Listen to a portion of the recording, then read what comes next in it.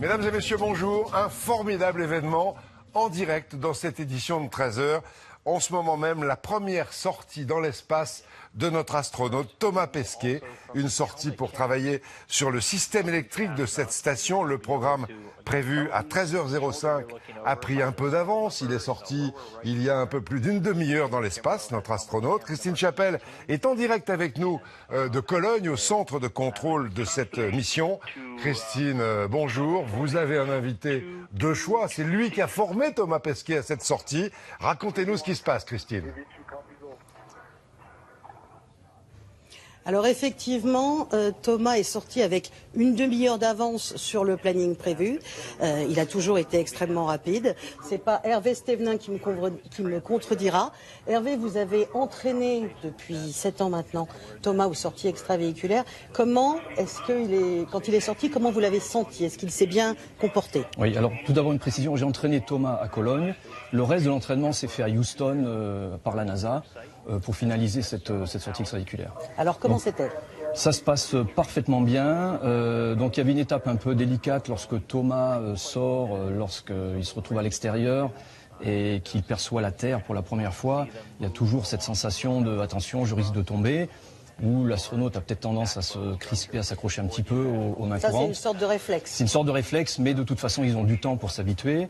Ils ont commencé avec une grosse demi-heure d'avance et maintenant, on voit là sur ces images, on a vu Thomas qui est allé sur la première zone de travail, sur une palette qui est à l'extérieur de la station, où il doit dévisser les points d'attache pour récupérer les blocs électroniques qu'ils vont transférer près des batteries pour faire l'installation finale.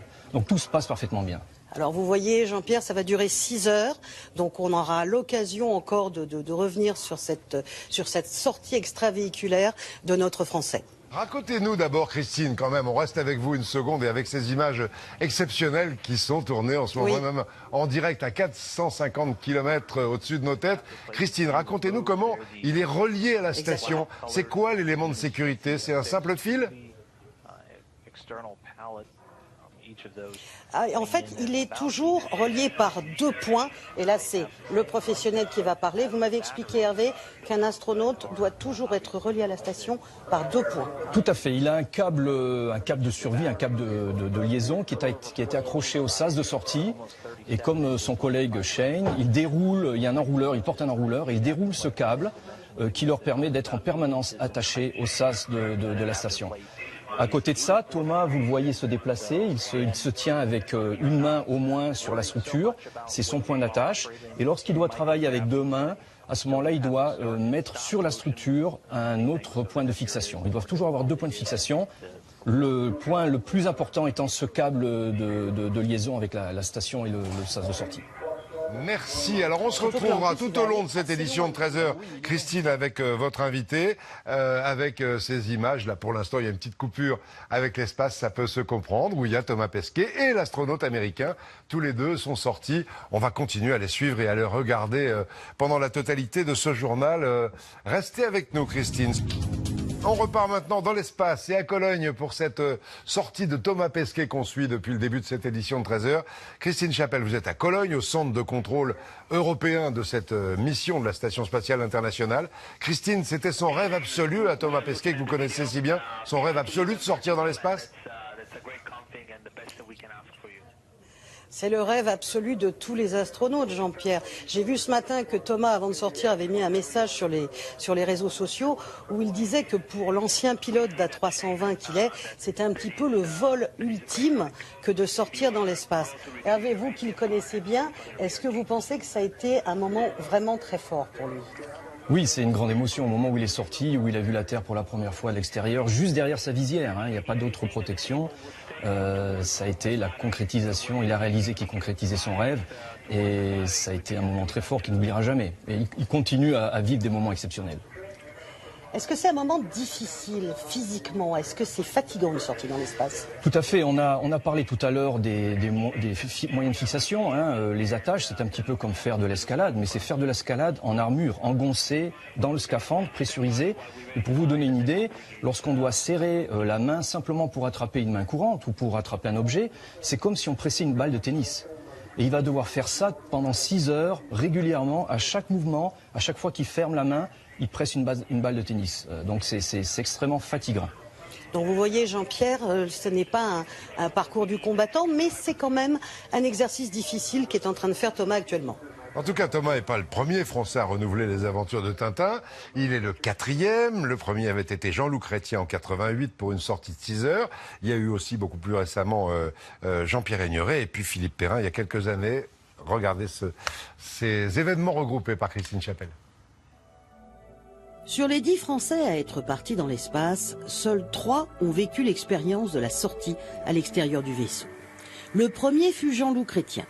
Le 9 décembre 1988, il effectue en compagnie d'Alexander Volkov une sortie de la station Mir durant 5h57. Il s'offre même le luxe de fredonner en travaillant.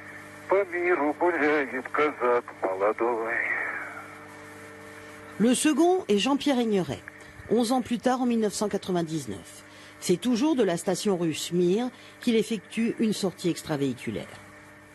Le troisième fut Philippe Perrin en 2002. Il fit partie des équipages qui assemblèrent la Station spatiale internationale. Il est le recordman français avec 3 sorties et un total de 19h31 passées à l'extérieur. La sortie extravéhiculaire, je dirais que c'est le nirvana. Enfin, dans ma vie d'homme, il y a eu la naissance de mes enfants, il y a eu mon mariage. Mais à part ça, il y a bien évidemment la sortie dans l'espace. C'est le point ultime de ma carrière. Thomas sera le 4e Français à vivre cette expérience qui les a tous marqués à tout jamais. Ce sera, selon cet ancien pilote d'Air France, le vol ultime. Voilà, et c'est ce que est en train de faire Thomas Pesquet en ce moment même et en direct avec nous.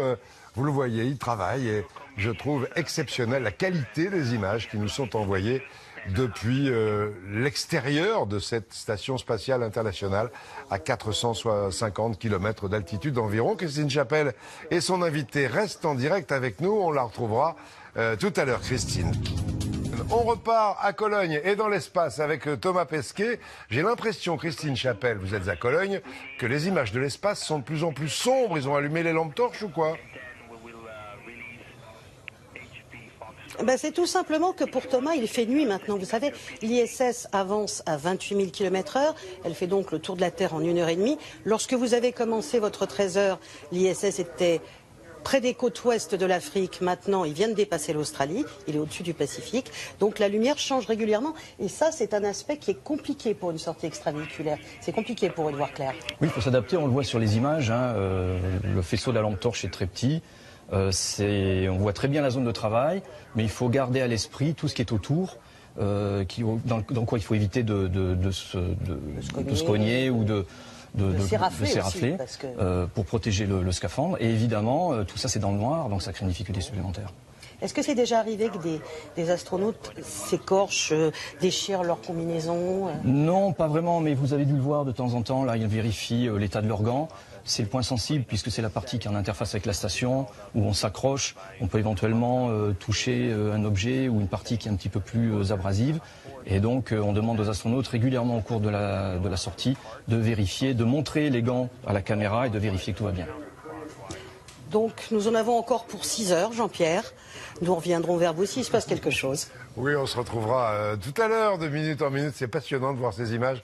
Vues d'ici, ça fait toujours autant rêver d'imaginer qu'il est là, dans le noir, dehors, tout seul dans l'espace. Enfin, avec l'Américain qu'on ne voit pas, mais qui est aussi dehors, quelque part au-dessus de l'Australie, où il fait nuit. À tout à l'heure, Christine. Allez, on repart un tout petit peu dans l'espace. Christine Chapelle, la mission de Thomas Pesquet, qui est sorti dans l'espace tout à l'heure, va continuer à 6 heures. On ne va pas rester avec vous tout l'après-midi. Dites-nous où il en est. Là, il est dans le noir et ça continue à travailler sur l'équipement électrique de la station. C'est ça, Christine ?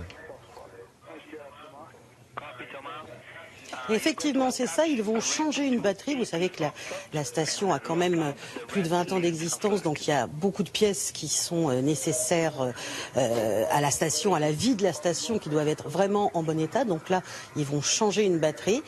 Ça n'a l'air de rien comme ça a l'air tout simple, mais une sortie dans l'espace, ça n'est jamais de la routine. Ça n'est jamais quelque chose de facile.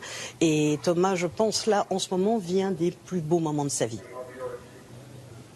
On revoit peut-être quelques images, je ne sais pas si Lionel Charpentier et la régie peuvent nous remontrer quelques images de la sortie. C'était avec quelques minutes d'avance sur le programme, ça devait être à 13h05, c'était vers 12h30 à peu près, sortie d'un 4e Français dans l'espace au cours de cette mission qui doit encore durer quelques mois. Le rêve absolu de Thomas Pesquet. À cette heure-là, il faisait encore jour, l'ISS survolait l'Europe sans doute, et à l'heure qu'il est, eh bien, on va revoir l'image en direct maintenant. Il est au-dessus de l'Australie, dans le noir. Voilà, et il continue à travailler. Merci Christine de nous avoir fait vivre tout ça. C'était passionnant. On vous retrouvera, je l'espère, à 20h ce soir. Dans un instant, Louis Baudin. À 20h, bien sûr, Anne-Claire Coudray. Et on va se quitter avec Thomas Pesquet qui continue en ce moment, vous le voyez, en direct derrière moi, à travailler à l'extérieur de la Station Spatiale Internationale avec son collègue astronaute américain. Première sortie dans l'espace pour Thomas Pesquet. Pour, si vous voulez le savoir, il survole la Nouvelle-Calédonie et il se dirige vers Hawaï. Bon après-midi, bon week-end, à lundi.